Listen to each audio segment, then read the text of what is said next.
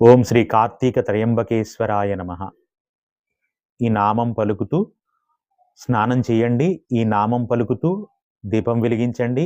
ఈ నామం పలుకుతూ మీరు ఉపవాసము అంటే అర్థం ఏంటంటే, అసలు కార్తీక ఉపవాసం ఎలా చేయాలి, ఎలా చెయ్యమని శాస్త్రం చెప్తోందంటే, కార్తీక మాసంలో ఉపవాసం యథార్థానికి అసలు శాస్త్ర సమ్మతమైన ఉపవాసం అంటే, ఆరోగ్యం సహకరించి మేము ఉండగలము, ఆ అనుగ్రహం మాకు పరిపూర్ణంగా కావాలి, శివానుగ్రహాన్ని పొందాలని మేము ఉపవాసం చేస్తున్నామన్న వాళ్ళు, ఆరోగ్యం సహకరించినటువంటి వాళ్ళు మాత్రం, మీరు భగవంతుని దగ్గర తీర్థం తీసుకుని, శివాలయానికి వెళ్ళి ఒకవేళ వాళ్ళు అభిషేకం చేసినటువంటి తీర్థం ఇస్తే ఖచ్చితంగా తీసుకోవచ్చు.